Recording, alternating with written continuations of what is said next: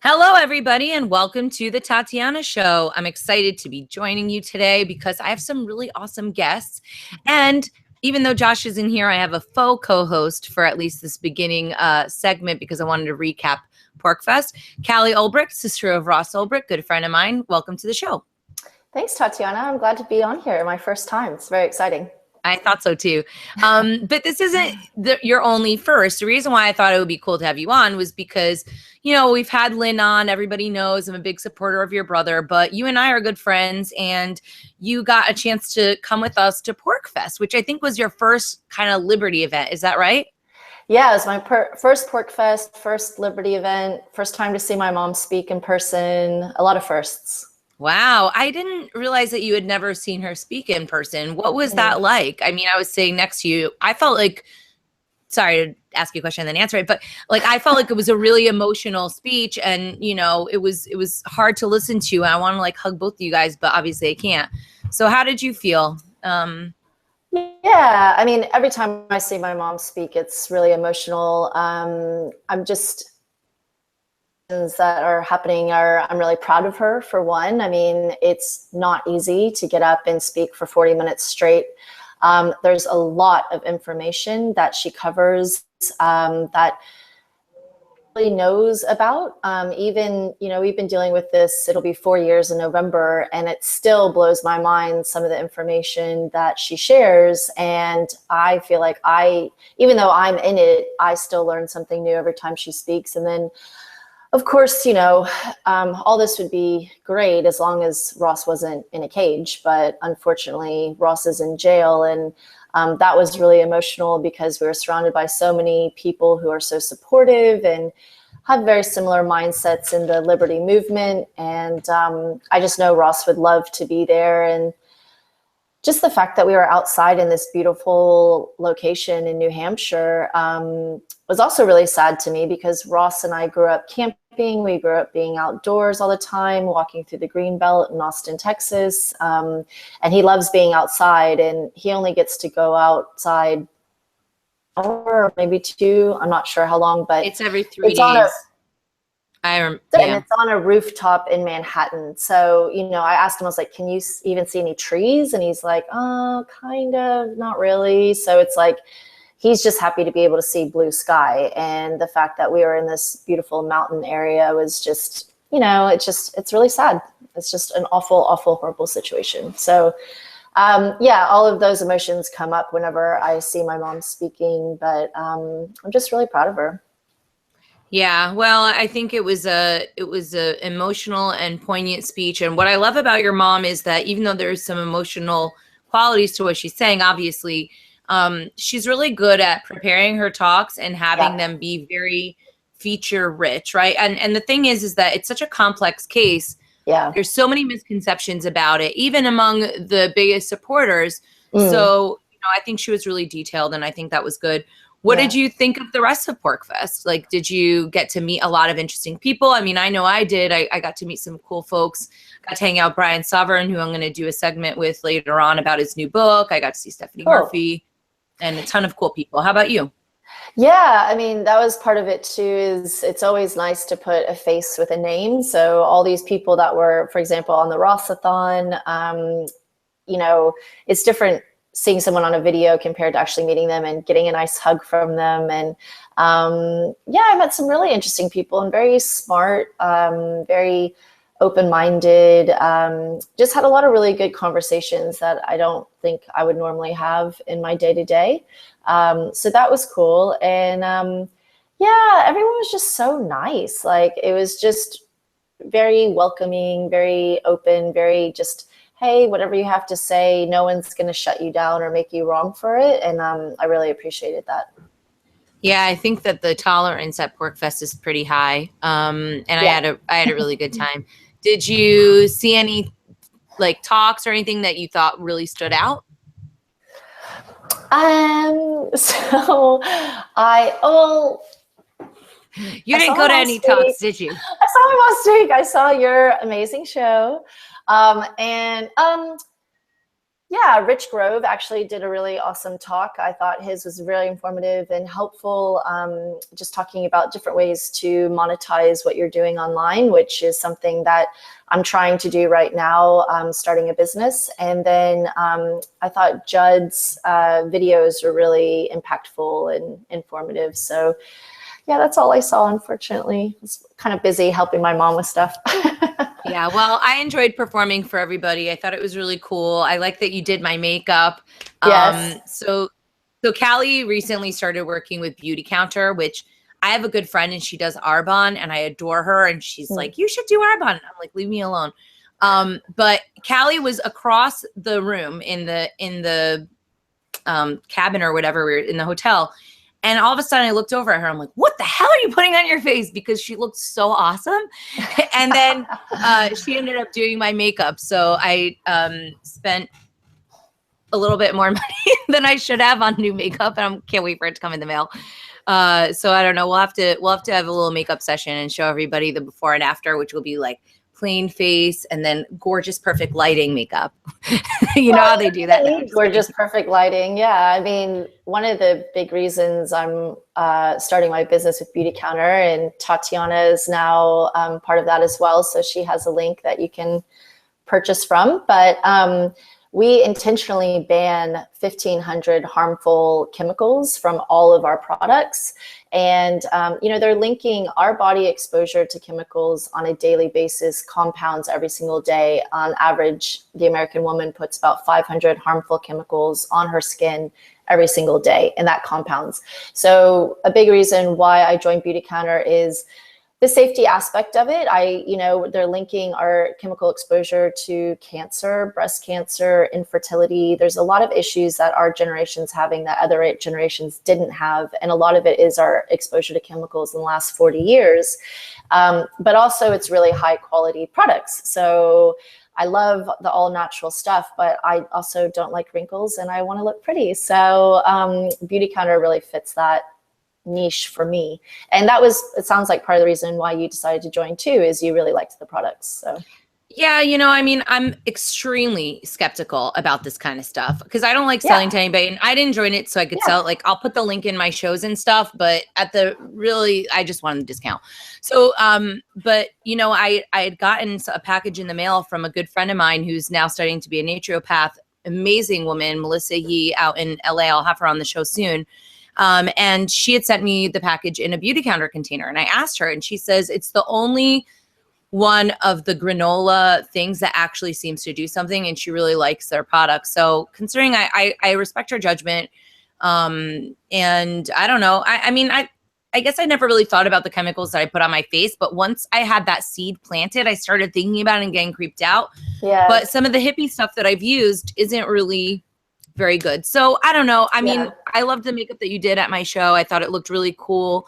But if you know, I'll know more once I get the stuff at home, but I tried face serum and I mean, just to be clear, it's not all natural and not all organic. We do use as many organic and natural products as possible, but the main difference is the 1,500 chemicals we intentionally never use. So that's, a lot of people get confused with that. So just wanted to clarify.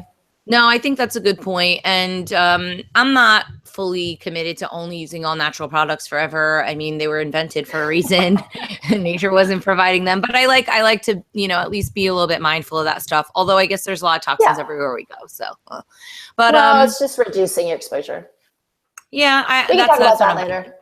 Anywho, you know, I wanted to mention one thing. You guys have been getting a lot of donations, and I think that's so exciting to see so many people supporting Ross in a big way. I saw on Twitter today that somebody donated $25,000.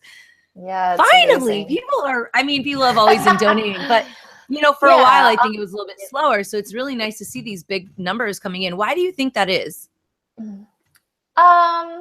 I'd like to say it's because I'm making my family do more Facebook Live videos, but I don't know. Bitcoin's also worth a lot of money right now. It's getting a lot more press. I think it's getting more substantiated in the market from my piddly point of view. I don't know a whole lot about it, but I would guess, and you know, Silk Road was one of the first ones to allow Bitcoin as a transaction money. And maybe that's why a lot of people are making money off of it and want to contribute back. That's what I would like to think. I don't know. But, one great thing is it's anonymous, but the other thing is we'd love to be able to thank these people. So thank you, everyone. We're not giving up on Ross. We're still fighting. The appeal came back, but we're going to fight the appeal, and it may even end up in the Supreme Court. So yeah, it's not over, and your donations seriously help us so much. Not only just monetarily, but it just keeps our spirits up. It's good to know. We visited Ross yesterday, and it was just so nice to be able to tell him about all the supporters and about PorcFest and about the donations. And I know a big thing when he first went to jail was he's like, oh, I'm going to be left in here everyone's going to forget about me. And they haven't. And it just means so much. So thank you. Yeah. Well, I was happy yesterday to do the meditation. I hope he did it at 4. He did. Yeah. You know what? I think I'm going to, so basically to give everybody a backstory, Ross has been meditating for a year and a day now. And yesterday was the 1-year anniversary of his meditation. And he's been talking about it. I went and saw him at the Moth, and they have like a Moth thing at the prison. And he spoke about how much meditation helped him. That might've been Toastmasters, but anyway, point is that he really liked it. And so I think that since I started yesterday and I've been saying I want to meditate for 10 years, I'm going to try and do it every day because I want to be like Ross. Yeah. I mean, he's put every day they're put into their cell for 2 hours. So that's when he meditates. He obviously has a lot of time on his hands. But I mean, one thing I know, it's funny because literally all you're doing is sitting there, but it can be really overwhelming and daunting to people, especially if they've never done it before.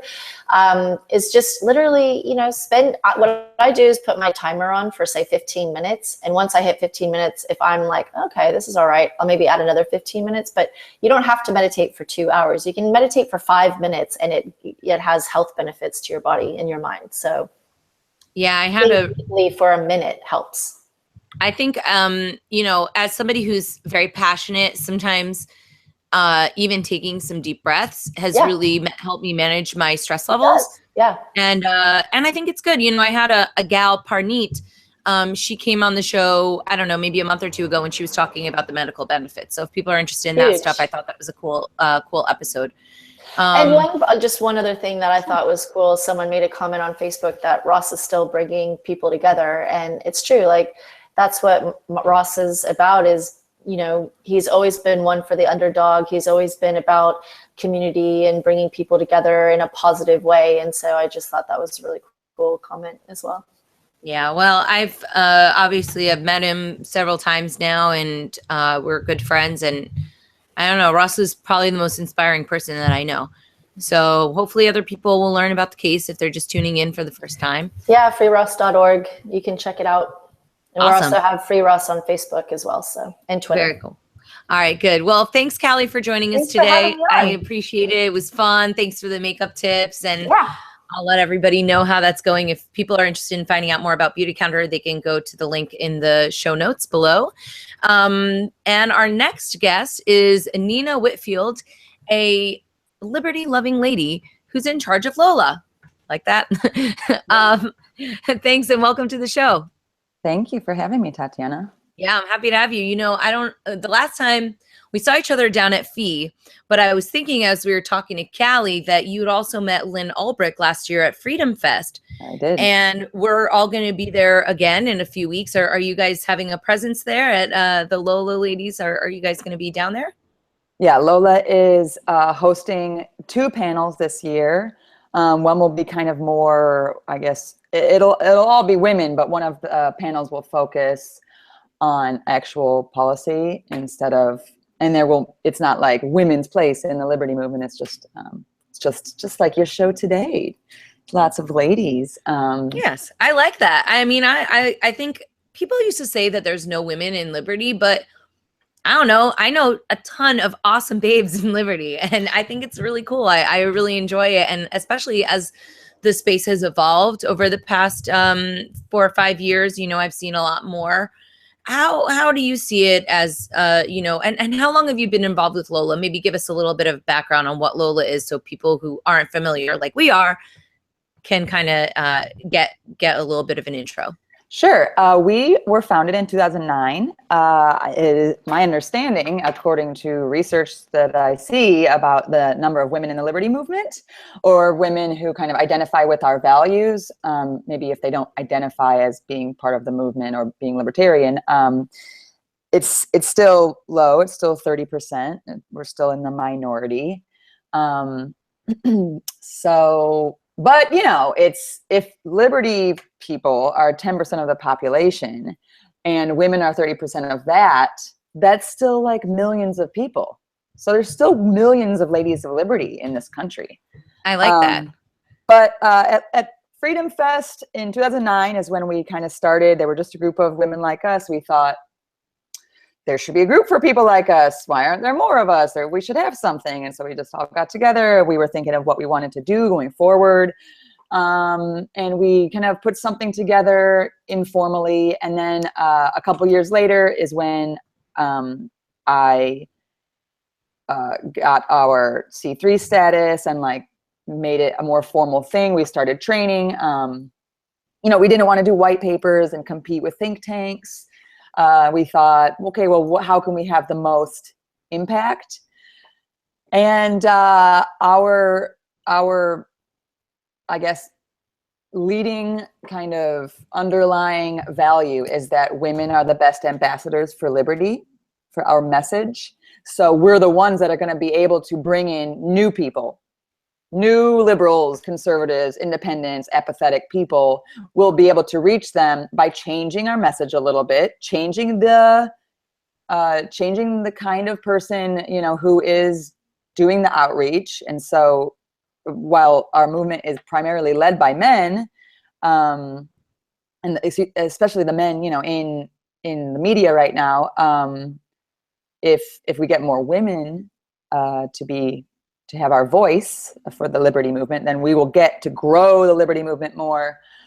So that's what our training is about: public speaking training, media training, how to get published, how to promote liberty within your church, how to promote liberty within your political party. So we've been doing that more and more. And then a few years ago, after much demand, we started doing chapters. People always said, I want to be a part of Lola. I want to be a member. How can I start a chapter? And we just didn't have chapters. And I was like, I'm a libertarian. Just do whatever you want, call it whatever you want. But people wanted more infrastructure. So we did create this chapter program, and we've got about 30 chapters now. And we're still doing the training, and we're just growing. Wait, do you have a New York chapter? We have, we do, New York City. Yeah, you should attend their events. Yeah, I should. Exactly. Let me ask you a question. Why did you guys do a 501c3? Isn't libertarianism about capitalism? What was the benefit to that? And what was that process like? The process was really crappy, I guess. I didn't have a lawyer or anything. It was just me. I was working on Capitol Hill at the time for Senator Paul. So I was just volunteering, and but I just filled out the paperwork, you know, and they wrote back a million times asking different questions, like, what are you really doing? And I just told them what we were doing and sent them pictures, and you know, it's educational. The reason that I went through that is because people who are going to give big, they will give to an organization that will allow them to write it off on their taxes. So if you donate $10,000 to us, and it would be nice to not also have to pay taxes on money that you're then giving away, as opposed to organizations that don't have that, or, like, you know, candidates or other political causes that aren't tax deductible, then I don't know. So what do you think of the current political climate in America? And by the way, side note, I think that generally women are not as active politically, period. Isn't that an across the board thing? You don't know.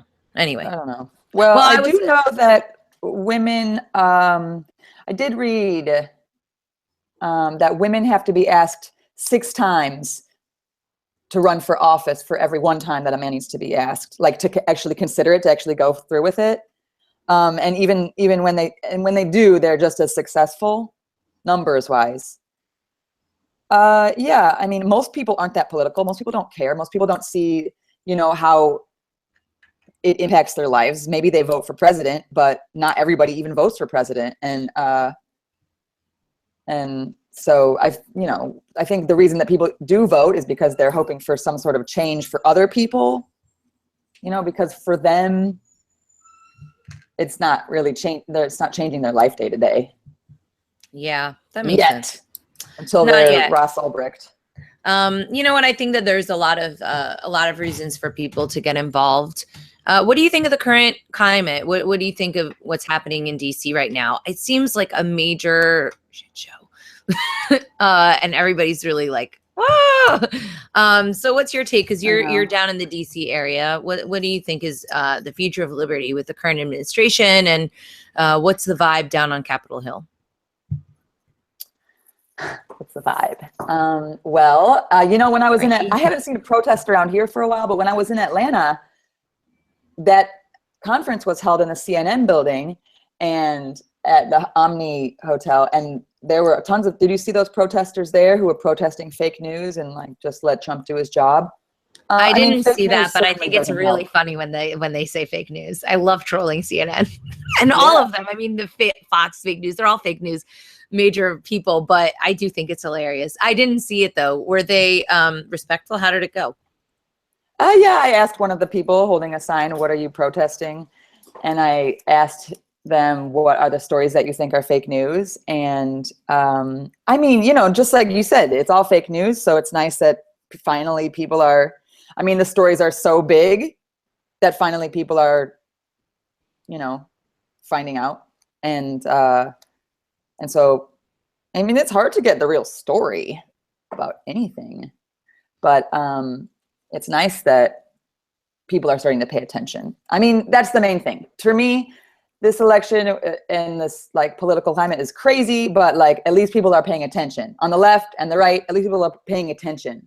Like Obama could do no wrong when it came to certain social issues or foreign policy. His supporters were just like, whatever he can do is fine. Whatever he does is fine. And so those people are all paying close attention to Trump. And obviously Trump has some diehard supporters who are the same way, but they are paying attention more probably than they ever were before. So it sucks that things have to get bad for people to pay attention, but that is how it is. Well, I think that they could get a lot worse, which is my first concern. And, I've said this on the show before. I feel like Trump, to me, I'm not, in love with Trump by any means. I didn't vote at all because I feel it's immoral, and I think it was out of the country at the time. Yeah, at least to me, what he signaled was a frustration with the current system. But what I find a little bit unfortunate is that now people think that Hillary's camp is the way of showing the resistance. Her PR people are trying to spin it like she's this grassroots ladies representative, and she's the biggest government whore of them all because she's been taking money from everybody. It's complete insanity. And now all these celebrities are coming out and being all edgy against Trump. Like, to me, it's very disingenuous and also almost like an upside down world, because now they're saying, oh, it's 1984. It's like, guys, it's been 1984 for a long time. Yeah. So it seems a little bit like this righteous fury has been co-opted and channeled into this purely leftist ideology. And that to me is a little bit disappointing. And I think that that's what's aggravating the right. So I'm a little nervous, but what are you going to do? I can only do things that I think have a positive impact. So. Yeah, and that's how it was a few years ago. It's the same exact thing, but just on the other side with the Tea Party. I'm sure that on the left, there are plenty of people who are fiscally conservative, socially liberal, who are just like trying to get people to live better lives, to be able to live better lives, I should say, in freedom. But, they will just go to one side or the other because they think that's closer. But obviously it's like one side of the same coin. We know that. Yeah, it's a little bit of a struggle, but I do think that we're making some progress. I was encouraged with Pork Fest. I loved the Fee event. What did you think of Fee, and what did you talk about there? Because obviously you weren't just there hanging out. I wasn't exactly just hanging out, but I was trying to get new, fresh blood. I was trying to tell all the women there about Lola and what we have to offer. They all said, a lot of women who are students, because it was primarily a student event, they were already involved in some way. That's maybe how they heard about it. But then they really liked the idea of a women-only thing. Women, especially students, always complain that in their student group, they're interrupted and talked over, and that it's like a boys' club. And so even though it would be a smaller group, it seems like the students there were really interested. And I didn't speak this year at the first FeeCon, but usually when I do, it's about why we need more women. It's not just like, well, I'm a woman, so there should be more of me. Or I'm a woman, so I want my own club. And it's not really about that for us. It's about how are we going to grow our movement? How are we going to be successful? Here's how. Support the women who are already involved, get them to become leaders, develop their leadership skills, and then we can bring in more people, men, women, everybody, and actually see more success. These stories like Lynn talking about her son's story is almost more impactful than him talking about his own story, because we see that these kinds of stories don't just affect the one person. It's like everybody. It's a community, and it's a family, and it's everybody. So, women talking about their stories with, the drug war, I think are huge. Mothers talking about their children as patients, I think is a huge push for why medical marijuana happens everywhere. Well, it's happening everywhere now, and why that I think will continue to go. And then the other positive things that are happening, like other positive things. I think women are the ones kind of leading the cultural shift. Yeah, I think, I was at Sean Malone's kind of creativity talk, and sometimes I bristle a little bit at the ideas of feminism. Even though I consider myself a feminist, I think that word has been perverted into this radical left-wing feminism, which it doesn't really represent me. Right. And I also don't like the idea of putting a token girl on a panel just so you can say you have a token girl on there. But I was watching Sean's panel, and he had 3 dudes and this beautiful Black lady. She was a cartoonist, and she was sort of telling her story. And honestly, it really did give me a better connection with what they were talking about. And one of the things that she mentioned was, knowing your value and being able to express that. And that sort of touches on, women have to be asked 6 times to run for office. Yeah. And I think that women are a little bit more self-critical. We think before we jump a lot more often, but also we're great. And maybe just the men think less before they jump and are less critical of themselves, it goes both ways. Yes, it's possible, but it's not like just a diss on women, Sure. No. I mean, I think, I think it's good to be thoughtful before walking into, something. And I think that some men could probably use a little bit more self-critique before they spoke, but I mean, that goes both ways, right? Sure. But either way, my point is that I really liked seeing her there, and I was thinking, yep, I want token girls. I mean, she had a lot to add to it. It wasn't like she was any lesser than the other people, but it really did make me feel that way. I've been, a big supporter of different women in both the Liberty movement and the Bitcoin movement. And a lot of times, I did a Bitcoin 101 series with my friend Stephanie Murphy. And what was cool about it was that we didn't try and make it all jargony. And I think that people really relate to that. They don't want to necessarily be intimidated. They don't want to learn about a weird technology from some dude that's showing you how smart he is. They want to learn it from somebody where they can make a mistake and they could feel okay with that. And so I think it's great to have more women representing the movement, because of the communication layer, if nothing else, you know. We love talking. That's true. Anyway, I'm making a lot of generalizations, but women do, or like fetching, you know, or not fetching. Sure. What is it? Kibitzing. That's the word. So what's going on the horizon? What are your plans for this upcoming Freedom Fest? Is there anything going on with Lola that you want to tell people about? Freedom Fest is in a month. 3 weeks. So on Lola terms, that's like very far away. In 1 week, on July 8th, a little more than a week, on Saturday, we have a Women for Liberty Summit that's going to be held here in Arlington. Well, here in the DC area. I'm in DC, but that'll be in Arlington. And we're going to be talking about how to choose a career in the liberty movement. We're going to be talking about feminism. So you should attend. Feminism and liberty. We're going to be talking about a history of salon culture. I'm just reading off the agenda now.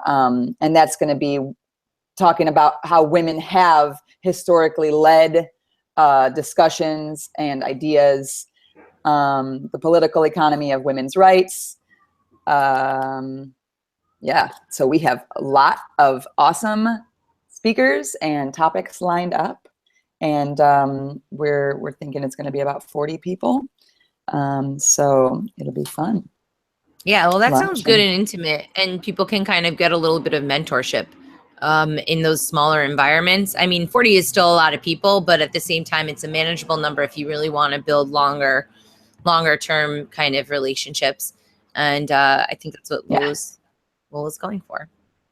Yeah, so if people want to join, what do they do? You know, what do they do to be a Lady of Liberty? So go to our website, ladiesofliberty.org, and then you can go to chapters and find a chapter near you, and you can sign up there for our email list. We always get, let people know about events around the country and in their area. So some people, when they're traveling, will attend one in a different city if maybe they don't have one, or even if they do have one. And sometimes we'll organize an event around somebody traveling. For fun. And let's see, so our Lola Social chapter program, it's very, very low, I will say, commitment. You know, you just show up as you are. You know, we have like wine and chocolate and stuff that girls like, and we just talk about how we became liberty minded, you know, what changed our mind, how our lives went, or what policy areas are interesting to us, or, you know, once we get to know people, we talk about something else, you know, something sort of liberty related. And then we do training, which will, if you sign up on our website, we'll also let you know what training is coming up. Sometimes we have webinars, which is nice for people living in the boonies. And often we have training in DC. We've just begun a leadership retreat that we'll do every year now in the fall. It's October 20th to the 22nd. And that's by application only. That's like meant for leaders. And that will do a lot of the training that I talked about: media training, public speaking training, how to get published, how to get more people involved in your chapter, how to get more people, you know, involved in caring about liberty generally. I just got an idea. And then I will email you, or you can just email me at nina@ladiesofliberty.org. Excellent. Very cool. Well, I'm glad you got a chance to come on. I hope to link up with you next time I'm in DC. Maybe we'll do a little performance or something. My friend, do you know Perry Ann Boring? No. I have to introduce you to Perry Ann. Perry Ann is a libertarian, and she's also the head of the Chamber of Digital. No, I don't remember what it is. I think it's Chamber of Digital Commerce. Anyway, they're a lobbying group for Bitcoin and cryptocurrency. Cool. And she's based in DC. She's got this really great space, and she's been inviting me down for a while. So that might be a fun thing to do. And then loop in a Lola Social, as one of the partners for that. I think that would be really cool. Thank you. Hopefully we'll get a chance to do that. And thanks very much for coming on the show. I look forward to seeing you in just a few weeks. Thanks, Tatiana. Yeah, see you soon. Thanks, Nina. Bye now. So everybody, our next guest on this Lady Liberty show today is an old friend of mine from the Liberty Movement, one of the first women that I met, Julie Borowski. Hey, Tatiana, glad to be here. Oh, I'm so happy to have you. So the first time that we met was at, I think, was at Adam Kokish's this troop support Ron Paul. And I remember seeing you on the list of the speakers because we had won some sort of a contest or whatever. And I remember thinking, wow, maybe she's Polish. And I was like, not only is she a girl, but she's Polish. So it's good to see you on the show after all this time and see you active. I wasn't aware of how much of an imprint that you had on the Liberty Movement, especially as a female. What's your YouTube handle? It's like Token Liberty Girl or something? So that used to be my handle, Token Libertarian Girl. I kind of made that as a joke, obviously, about the number of libertarian women. Now it's just my name, Julie Borowski. Cool. Well, I was just looking at your channel because I really like your videos. I feel like some people give you some flack, and I don't really know why, because I think that they're awesome and they're so fun and they're lighthearted and they're silly. Tell us a little bit about how you got started with that and like how you came into libertarianism, you know, a little bit of backstory. Sure. So I've been a libertarian for a long time, actually. I became a libertarian when in high school, actually. I grew up a conservative. I thought there was only two options, liberal and conservative, and I knew I supported free markets. So I thought I was a conservative. And then around 15 years old, I discovered the word libertarian online. This was a while ago. Never heard that word. I looked it up. It said people who want maximum freedom. And at the time, as a conservative, I thought I was somebody who wanted maximum freedom. And then I got more into the libertarian movement. I realized that libertarians want to legalize drugs, not just marijuana, but all drugs. I was like, that's insane. But then I started getting more into it. I was like, okay, that makes sense. And eventually, a couple years later, I found out about Ron Paul. This was 2007. So I'm a bit of an OG in that way. And yeah, I spoke at the Adam Kokesh. It was 2011, 2012. It was February 2012. I remember. 2012. Okay, so I spoke at that. So yeah, I've been making videos. But how I really got into YouTube was that I was a writer in DC at a free market think tank of sorts. And my boss actually wanted me to go on TV. And I freaked out about going on TV because I had never really done public speaking before. I was behind the scenes writer. And I was like, oh my gosh, I can't do this. So that's actually why I started my YouTube channel, to focus on my speech. A lot of people don't know that about me. But then a couple of years later, I'm doing the same thing. And my videos have gotten wackier and wackier. I like the wackiness. I think it brings a little bit of lightheartedness that's necessary to balance the misery of all the bad news on TV. I agree. So do you do them at your house? I'm just kind of curious because the production is like pretty cool, you know? I mean, it's not a lot of stuff, but it seems like you have you've got a background and stuff. So that's progress. Yeah, this is my room. This is where I make my videos. Yeah, I'm just in my house right now. Oh, okay, cool. So yeah, I made a song when I first started out in the Liberty Movement called Make a YouTube Video. And I guess that's what you did. You're welcome for the idea. But what do you think about what's going on with YouTube right now? Because a lot of social media, which was a really good tool for activism, has sort of gone down a weird path. Have you had any problems with your videos being censored or your traffic being throttled or anything like that? Sure. I actually just made this video called In Defense of Michelle Carter. It's the girl who told her boyfriend to kill himself.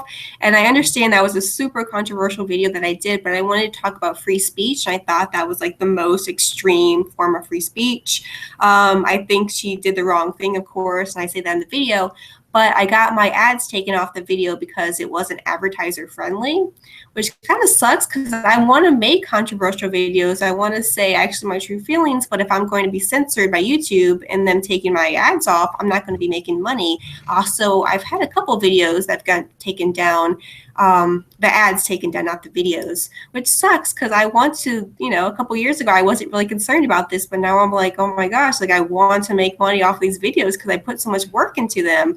So I'm having to go elsewhere to try to make money through donations and selling stuff. And that's kind of hard itself because I hate asking for money. It's the worst. But yeah, YouTube has kind of gotten off track lately.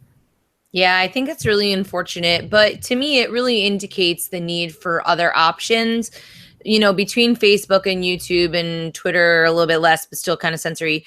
They seem to be these big behemoths, and it's really difficult for new people to come in. I recently I created in 2014 Tatiana Coin, which is the first ever artist cryptocurrency where artists can be supported by their fans, similar to a crowdfund, but instead of just getting, a crummy t-shirt, they get Tatiana coins, which are like digital gift certificates that they can use in the store. And it can also open up other avenues in terms of communication, because I was frustrated, when I first joined the Ron Paul stuff, I did some ads for my new album, and I thought, okay, well, 20 cents to acquire a new person is a good investment for me, even though I'm a broke artist, because in the future I'll be able to connect with them.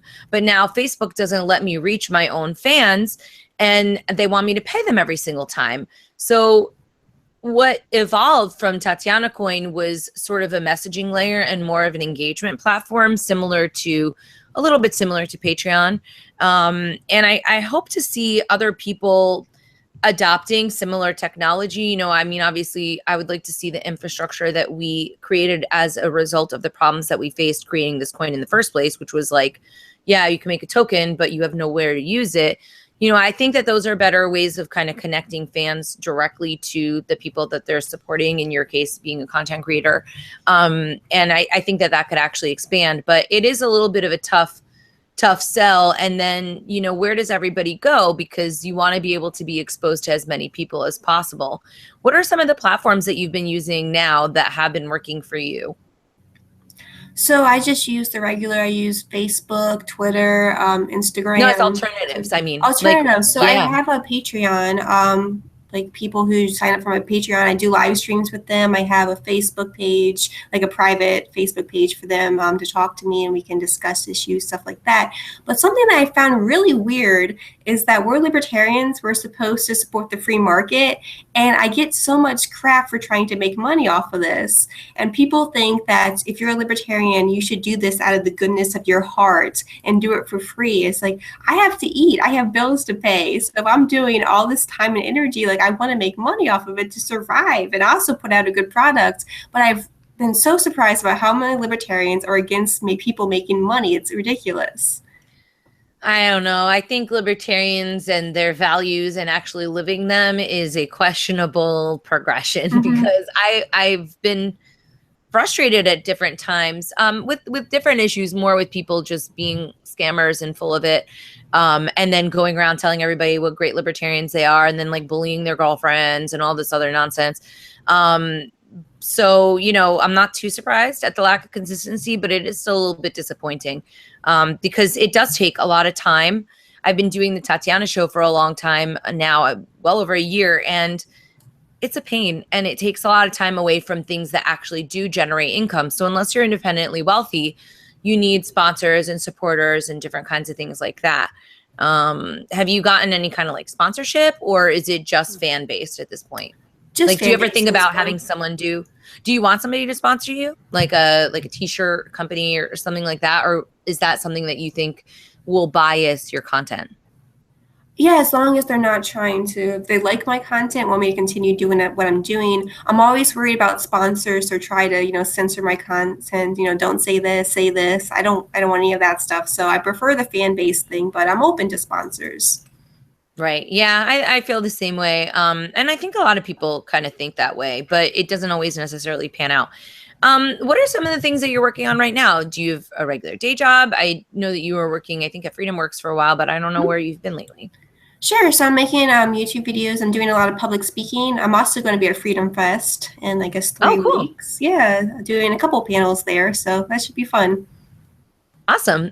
So what are your talks usually about? Where do you feel like you excel, for people that are not familiar with your work? It depends. A lot of people want me to talk about social media at libertarian conferences, which is fine because I don't want to talk about libertarian stuff at libertarian conferences because that crowd's already sold. So I could talk about social media and YouTube and that sort of thing. I also do a lot of speeches on college campuses, and that's more where I focus on libertarianism. Like I've done Libertarian 101 talks and misconceptions people have about being libertarians and how, government's screwing young people. I have a lot of those talks that I do at college campuses. So do you want to share with our listeners some of your tips and tricks, first with social media and then maybe, common misconceptions about libertarians? Like how can we get more people in? Okay, so with social media on YouTube, I do the wacky thing. And the reason why I do that is because people have ADD. People don't want to watch these hour-long libertarian YouTubes if they're not already libertarians. So I do kind of short videos on YouTube, current events. What I found is that a lot of libertarians are talking to themselves in the corner about really, really in-depth stuff that no one else cares about.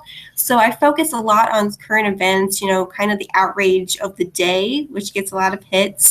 I also engage with my audience. I do answer a lot of comments and that sort of thing on YouTube and Facebook as well. I do like Ask Me Anythings on Facebook, which people tend to like, so, kind of the direct connection. Misconceptions people have about libertarians. So I go into, people think that libertarians are all druggies. I kind of discuss why we want to legalize drugs, not because we all want to smoke marijuana, that kind of thing, that libertarians hate poor people. So I kind of discuss, our views on welfare and how we're actually for donating to poor people. We just don't want it to be coerced, that sort of thing. What do you think is the key issue that sort of opens the door, if there is one? For a person, like I grew up not libertarian, but I mean, my family wasn't like, oh, we love government. But I guess because I grew up in the Northeast, I leaned a little bit more liberal because that seems to be the socially acceptable one. Sure. And that's sort of the way that things go. Like we didn't have a lot of conservatives. It wasn't, Republicans are bad, blue is good, but I didn't really identify with either. However, my crossover was learning about the Federal Reserve and economics in general. I think economics is the gateway drug to freedom. I love economics, but when people hear economics, they want to die. So what, in your opinion, is the way to kind of bridge the gap? And is there a difference? Like, what's a key issue with bringing people from the left over? And what's the key issue from bringing people on the right over? So I think it depends on who you're talking to. I talk to a lot of conservatives, people on the right.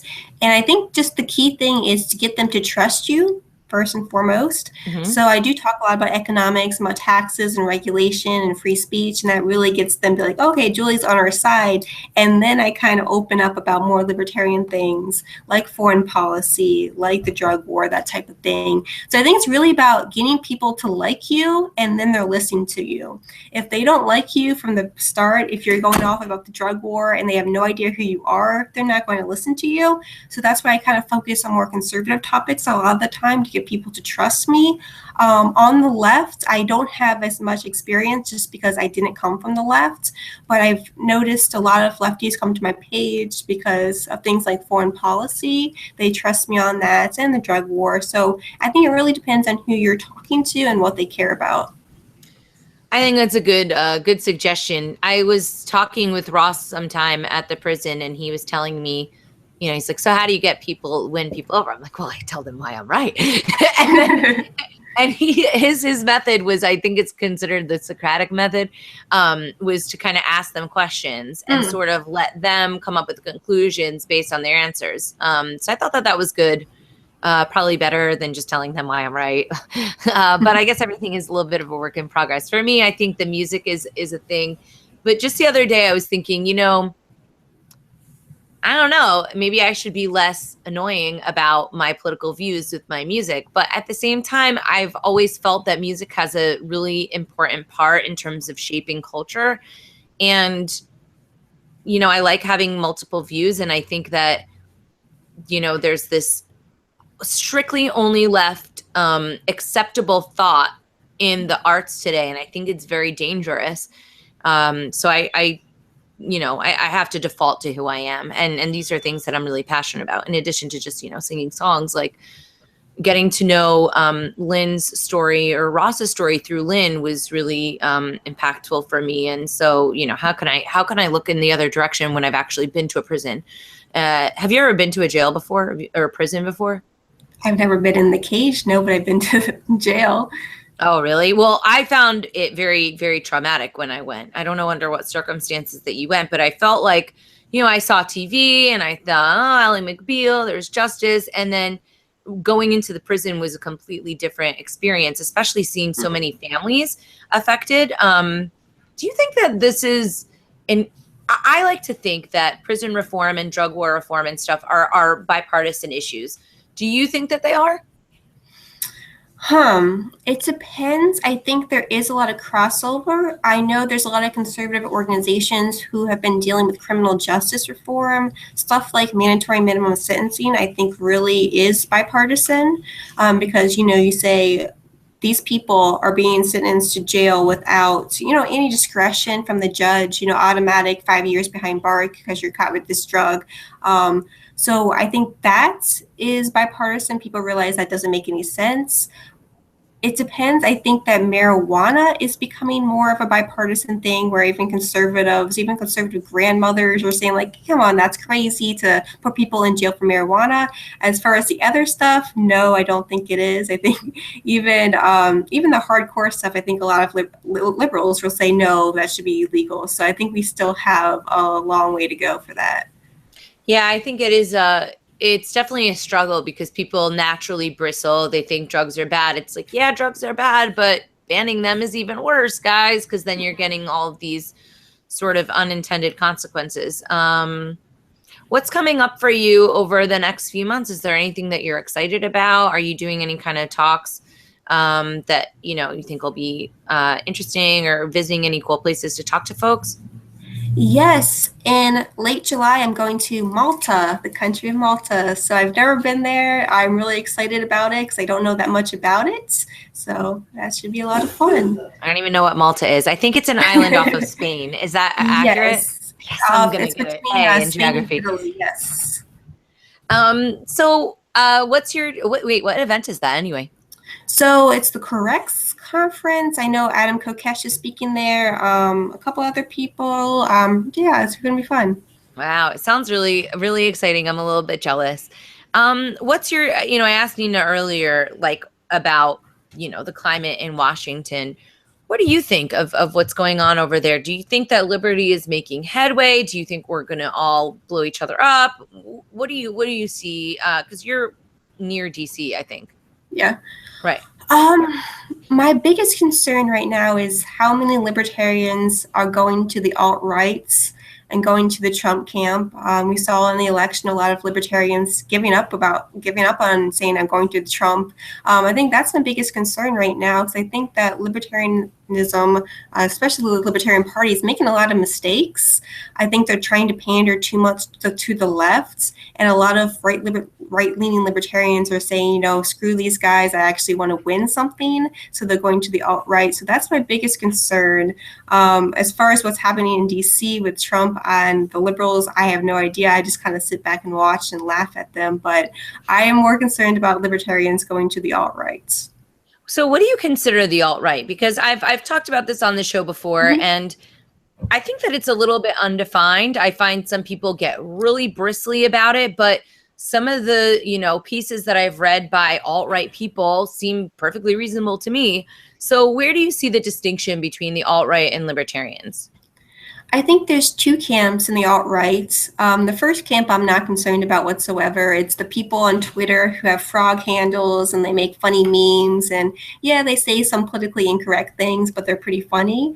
Those people are more conservatives, and that's fine. And then there's the other camp of the alt-right who actually scares me, and these are the actual white nationalists, the actual racist, and they're proud to be racist, and they want white-only societies and that sort of thing, and that scares me. So I'm more concerned about that camp, and I think a lot of libertarians who think that the Libertarian Party has failed them, that libertarians are pandering to the left, they think there's no place for them in the libertarian movement, are going more radical, and they end up in that camp. So I'm more concerned about that.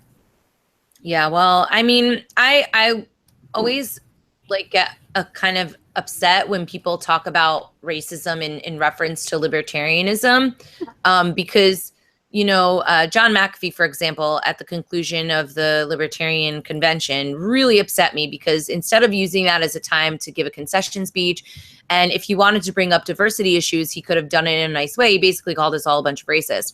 And I thought it was, first of all, really an inappropriate time to do it. But the thing with libertarianism to me is that it's antithetical to racism. I mean, on an institutionally implemented racism level, sure, you can on an individual basis be a racist, but at the end of the day, the ideas are the most non-racist of all of the options. So I think, and it's such a difficult label to disagree with, or rather to counter, because how do you do it? Like, I have black friends, I swear, but I see a lot of racism coming from both sides. And I think that, Obama was a real contributor to that. I don't know. It's definitely a weird situation. I think that, I'm from New Jersey, right? So I see people from all different backgrounds, especially in New York. It's like a melting pot.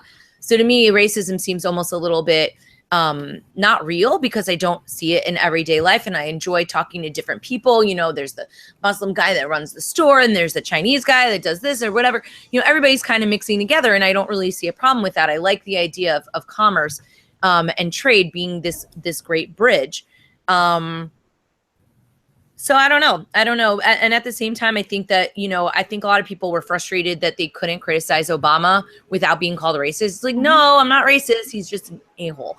There was no, I think it's basically contributed to this huge divide that's making people dig in their heels. What do you think is the solution for that? Just continuing on trying to spread the message? Like, where do you think, are there any kind of action items that people can do on a day-to-day basis to improve the situation and not get lost in despair and arguing with their neighbors? So really on Facebook. You said that guy's speech calling all of us racist. So I get called racist all the time online, and it's for really stupid things. Like, I want to repeal Obamacare, therefore people will call me racist. That obviously has nothing to do with race, right? So there's all kinds of people who will call you racist for saying just not non-relevant things. So I think as a libertarian, you just have to kind of ignore that and be like, okay, I'm obviously not a racist. That has nothing to do with race. But like I said, I think there's some on the alt-right who are actually racist, and I'm not just calling them racist, they will call themselves racist.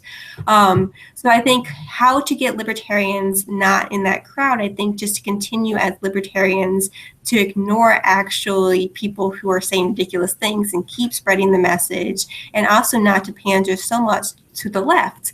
I think some people, if they're called a racist, they're go out of their way to prove they're not racist, but it comes off so pandering. I don't know exactly how to describe it, but I know it when I see it. I'm like, okay, you're just trying to pander there. So I think to stop pandering, to actually be ourselves and go back to how the libertarian movement used to be in the Ron Paul days. I think that really brings people together and stops people from going on this insane rabbit hole. Yeah, I would hope so. And by the way, just to clarify, I'm not saying that there is no racism in this country. I think that especially in the justice system, there are a lot of odd factors playing into how police approach people. And I definitely feel that I do get some privileges because I'm, a little blonde girl. People don't think I'm ever doing anything wrong. But at the same time, I guess it just becomes difficult to have an honest discussion about things if you're not able to speak freely. And I think that that's been like a progressive problem, and it's upsetting because I don't know. I personally, I do my music and I live my life basically under the goal of uniting humanity. And it's upsetting to kind of see some of that stuff devolving. Anything else that you're kind of thinking about lately? Like what's been on the hot topics? I don't know. Let's see. Well, I have a question. So, yes. Okay, I've been exploring these questions, and this is like, man, I'm really opening up the bombs on this show. But, okay. So people are really upset about Trump's Muslim ban, and people are very concerned about immigration.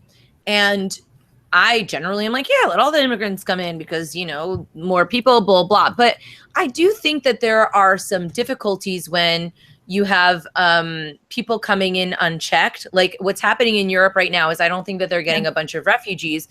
And I'm trying to kind of come to terms with that because I'm like, well, does this mean I don't like Muslim people? I'm like, no, I like Muslim people. Najil is Muslim, so I'm very conflicted because at the same time, I'm seeing this higher instances of rape. For example, now there's a city in Sweden that's the rape capital. And a lot of the people coming in are North African men. Not that there's anything wrong with men, but if you get a whole flood of dudes that are really able-bodied, maybe they should stay where they are and like deal with their own thing. It starts to get a little bit muddy. What are your thoughts on some of those questions around immigration and like how would you approach it?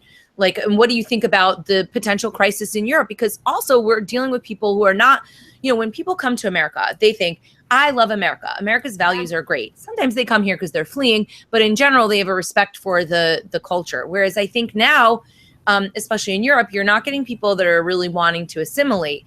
And while there's something to be said for the value of exchanging ideas, they do stone women in Saudi Arabia. They do not like gay people. These are very non-liberal cultures, and yet they're trying to integrate with cultures that are a lot more accepting and tolerant of women and gays and whatever.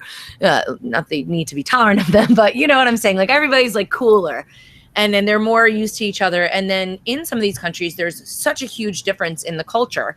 What are your thoughts on that big mouthful? So I have a lot of the same thoughts that you have. I have a lot of mixed feelings towards it.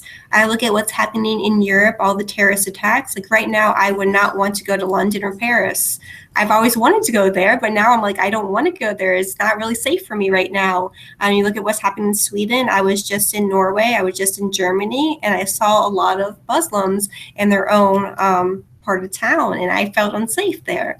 And that's just a natural feeling. So I think, they want to come here. Are they actually going to assimilate into our culture? And like my family is recent immigrants, but they came here and they assimilated into the American culture. And are they going to actually do the same thing? I think multiculturalism is great if everyone is tolerant of each other.